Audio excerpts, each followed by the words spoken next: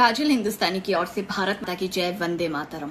एक बहुत गहन मुद्दे पर ध्यान देने बहुत जरूरी है और वही बात मैं आपसे करने आई हूं कि अफगानिस्तान में जो तालिबानियों ने करा, गलत करा, और अफगानी महिलाओं के साथ, वहां की सिटीजन के साथ हमारी सिंपति है, वहां के बच्चों के साथ हमारी सिंपति है जो रेप हो रहे हैं, उनके 14 से 40 साल की बच्चियों को सेक्स स्लेवरी के लिए महिलाओं को ले जाया जा रहा है या बच्चों को मार दिया जा रहा है।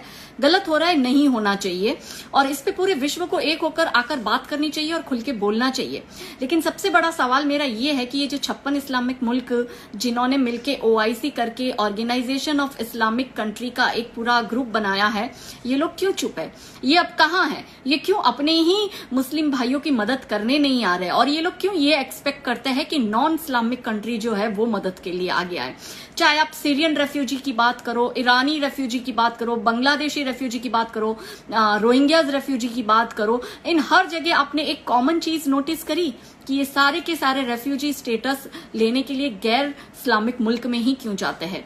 क्या इसके पीछे 56 इस्लामिक मुल्क की कोई सोची समझी साजिश है कि आतंकवादियों के कंधे पे बंदूक रखकर वो अपना गजवाए वर्ल्ड का कोई एजेंडा पूरा कर रहे हैं और अपने ही प्रताड़ित भाई बहनों को वो नॉन इस्लामिक कंट्री में, मतलब खुद की कंट्री में तो आने नहीं दे रहे इस्लामिक कंट्री में, लेकिन नॉन इस्लामिक कंट्री में शरणार्थी बनकर भेज रहे हैं?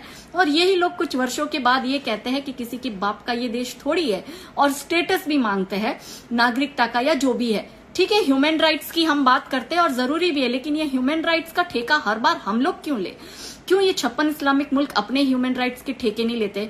जब भारत में CA आंदोलन होता है, शाहीन बाग होता है, 370 हटाई जाती है, तब तो ये हमें भाषण देने बहुत आ जाते हैं। लेकिन जब इनके ही मुसलमान अपने ही देश के मुस्लिम नागरिकों को परेशान करते और उनको मारकर वहां से निकालते, तब ये क्यों नहीं बोलते? क्यों ये 56 इस्लामिक मुल्क अब अपनी बॉर्डर सील करके बैठ गया? और क्यों भारतीय मुसलमान इस बात पर बोल नहीं रहे हैं? जब सऊदी से ऑक्सीजन आता है तब तो बहुत चिल्लाते हैं कि मोहम्मद के शहर से ऑक्सीजन आया, तो अब मोहम्मद के शहर में इन अफगानी शरणार्थियों को शरण क्यों नहीं दे रहे हो? क्यों भारत को कह रहे हो कि इन्हें शरण दो?